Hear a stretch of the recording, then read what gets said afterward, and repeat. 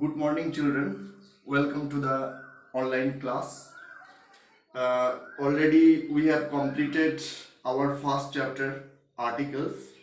In my last three lectures, I have explained all the rules. If anybody from you till now you have not seen the lectures, please watch the videos and all the rules will be clear to you.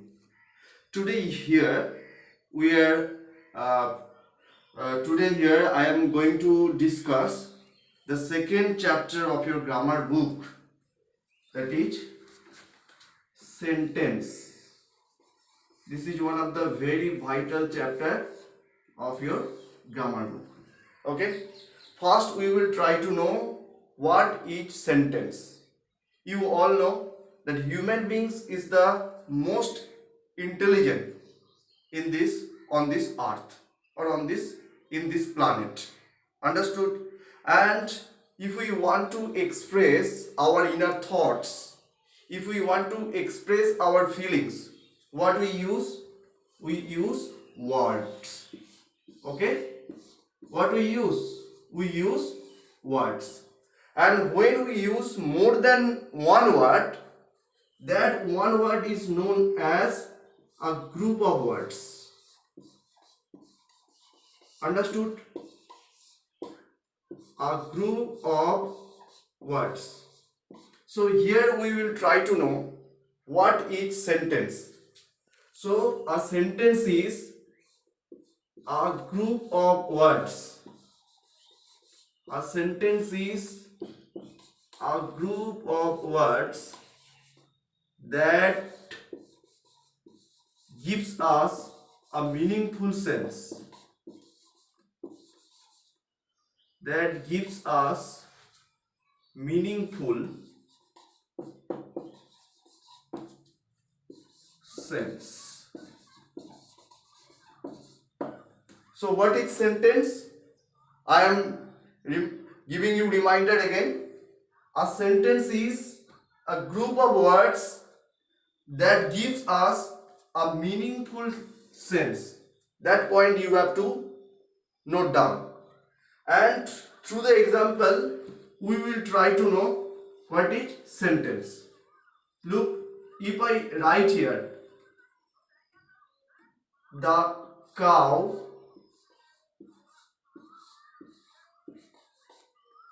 can,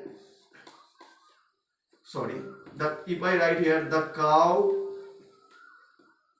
is flying in the sky. The cow is flying in the sky. Is it a sentence? Here you will get group of words, but it is not a sentence. Why? Because everybody knows that the cow cannot fly. Okay? So it does not give you any meaningful sense. So it cannot be a sentence. But if I write the bird is flying in the sky, then it will be a sentence. Why?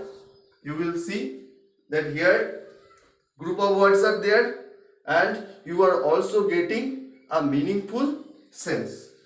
So what is sentence? Sentence is a group of words that gives you a meaningful sense. Understood? So through the example I have clarified it. First example, I wrote the cow, I have written the cow is flying in the sky. The cow is flying in the sky is not a sentence. Why? Because we all know that the cow cannot fly in the sky.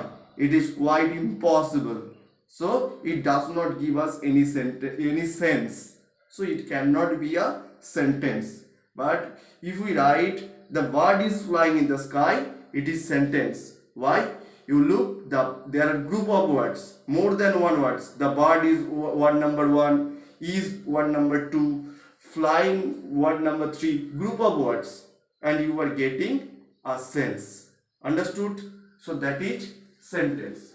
Now we will try to know that a sentence has two part. A sentence has two part. Okay. A sentence has two parts. One is called subject. One is called subject. Understood? And other one is called predicate. What is that? Predicate. So here we are getting that a sentence has two parts. One is subject part and other one is predicate part. Now we will try to know what is subject and what is predicate. Subject part is known as naming part.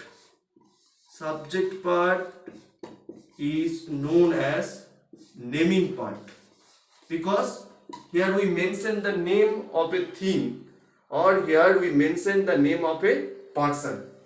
And predicate part is known as telling part. In this part we tell something about subject. Understood? So here we are getting that a sentence is divided into two parts. One is subject part and other one is predicate part. What is subject part? Subject part is known as naming part.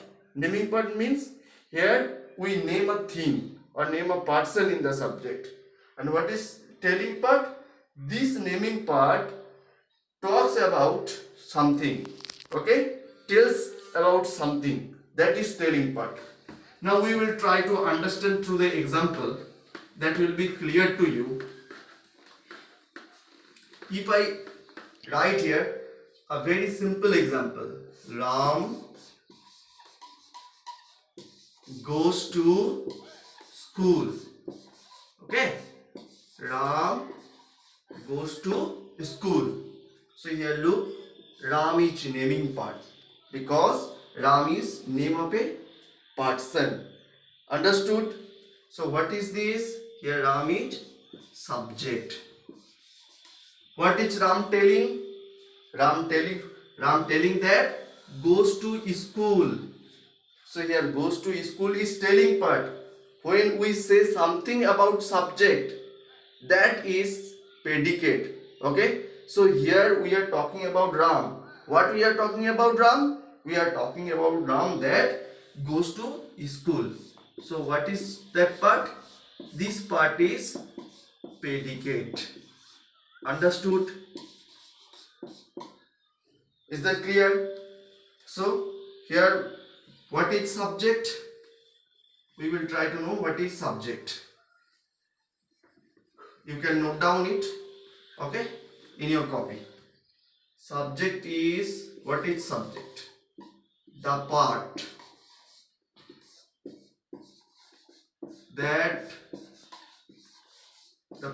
that names a person or thing that we are talking about. That we are talking about. Okay. So what is subject? Subject is the part that names a person or thing that we are talking about. Here I am writing an example. Sonali works hard. Okay, Sonali works hard. Here look, which part is naming part? Sonali. So this part names a person. You know that Sonali is a person. So this person, what is that name? Sonali. That we are talking about. In this sentence we are talking about whom? We are talking about Sonali. So what is this? This is subject. Understood? Now we will try to know what is predicate. You note down the definition. What is predicate? Predicate. What is predicate? The part that tells something. The part that tells something, that tells something about subject. Okay, the part that tells something about subject, that is what? That is predicate.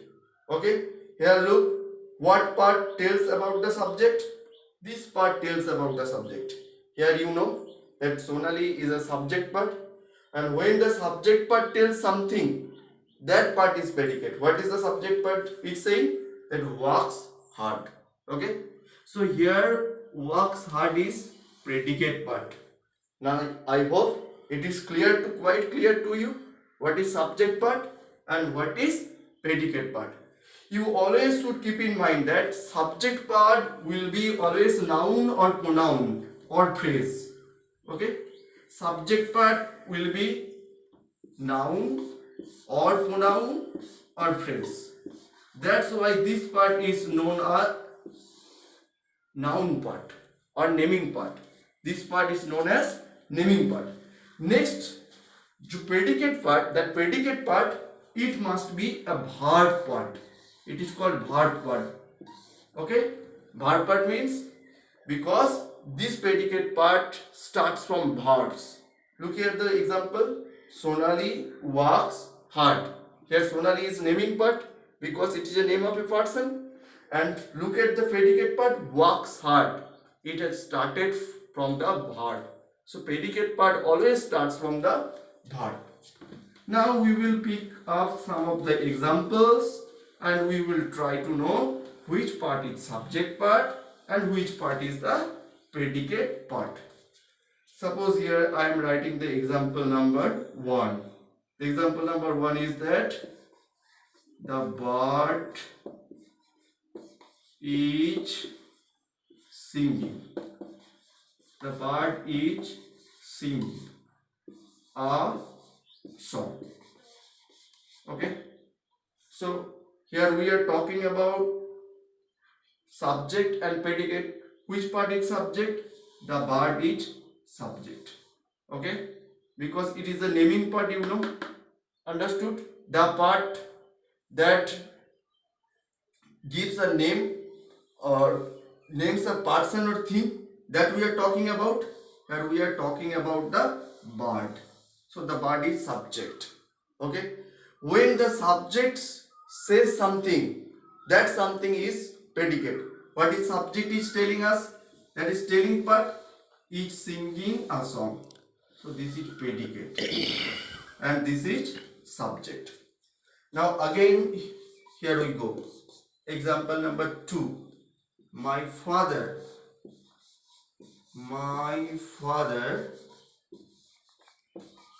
will go to market.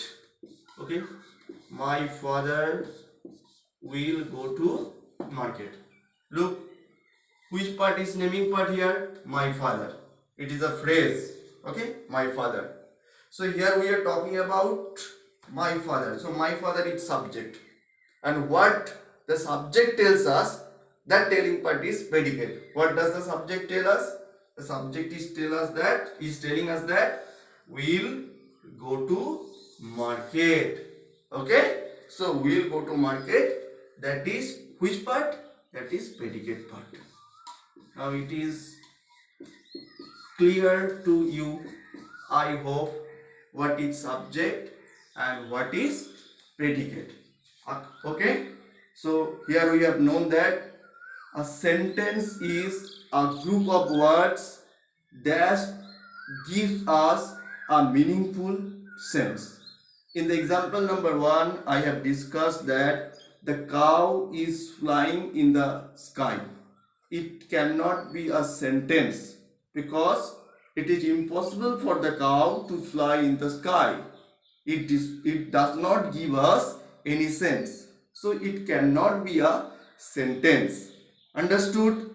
But if I say the bird is flying in the sky, here look, here you will find group of words, and we all know that the bird can fly in the sky. So it is a sentence because it is giving you a meaningful sense. Understood? After that, what we have known? After that, we have known that a sentence has two parts. Okay? One is subject part and one is predicate part. What is subject part? Subject part is a naming part, and what is predicate part? Predicate part is a telling part that we have known. Okay? The part that names a person or thing that we are talking about, that is called subject. Okay? What subject tells us about something, that something is predicate. Understood? That is telling part. What the subject tells us, that is predicate. In the example, it has become clear to you. My father will go to market. Here the naming part is my father. And what information is the giving us the subject? That information is the predicate. That will go to market. So here market is predicate. Now it is clear. Now we will try to know some of the basic features of the sentence. Okay? That is included in our syllabus. What is the basic features of a sentence? Basic features of a sentence. Basic feature of a sentence. Number one, first letter of a sentence must be written in capital letter. Must be written in capital letter. So this is a very important feature of a sentence you should keep in mind. First letter of a sentence, first letter of a sentence must be written in capital letter. Understood? If I begin here a sentence, he eats rice. Okay? He eats rice. Look, what is the first letter of this sentence? H. So this letter must be written in capital letter. And here you can see that I have written the letter H in capital letter. If you write it small letter, it will be a mistake. So keep in mind, this is the first feature of the sentence. First letter of a sentence must be written in capital letter. You all know that. Now we will go to the second feature. Okay? What is the second feature that we will try to know here? Second feature is that proper noun must be written in capital letter in a sentence. Proper noun must be written in capital letter. Okay? Capital letter. So what is the second rule? The second rule here is that proper noun must be written in capital letter. You have already known what is proper noun. Proper noun is a name of a particular person or thing or animals or place. Understood? Suppose there is a boy. Okay? I have given him a particular name, John. So John is a proper noun. Understood? And that name should be, first letter must be written in capital letter. Suppose there is a river. Okay? And we all know that the name of that particular river is, what is the particular name? The Ganga. So Ganga is a river and it is a proper noun. You all know that. So here G must be written in capital letter. Understood? So what is the second rule? The second rule is that proper noun must be written in capital letter. Now we will go to the rule number 3. Rule number 3 is very important and students often make mistakes when they do it. Rule number 3 is personal pronoun. Personal pronoun I must be written in capital letter. Personal pronoun I must be written in capital letter.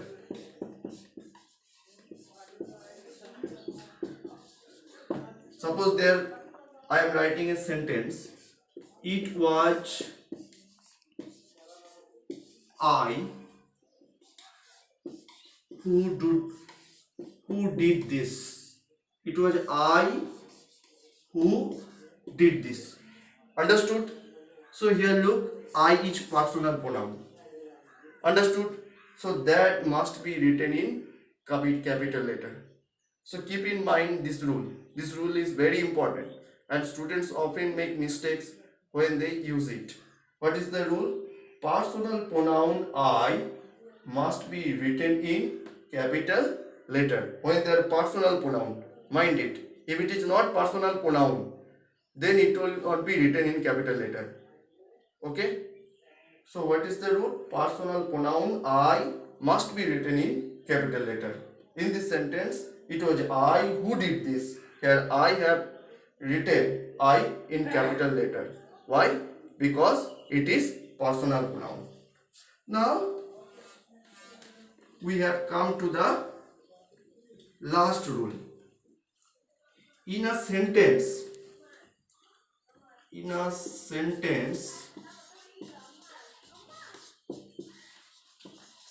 punctuation marks must be given. Punctuation marks must be given. Okay? So keep in mind, in a sentence, punctuation marks must be given. Where comma is necessary, you have to put comma. When you are ending a sentence, you have to put a full stop.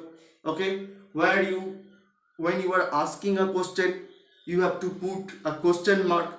Understood? And where you need to put semicolon, that you have to use. You will learn about all the rules in the chapter of punctuation that is included in your syllabus, and I will discuss it. Okay? So that's all for today that we have learned.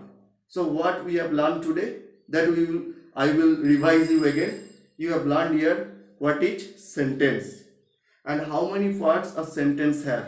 You have known that a sentence has two parts. One is subject and other one is predicate. You have known the definition of subject. You have known the definition of predicate. In the same way, you have learned how to identify a subject and predicate. And after that, you have known some basic features of a sentence. In my next video, I will discuss about different kinds of sentence. There are 5 kinds of sentence. In the next video, I will discuss assertive sentence, imperative sentence, interrogative sentence, exclamatory sentence, and imperative sentence. I will discuss about them in details. That's all for today. Goodbye. Okay.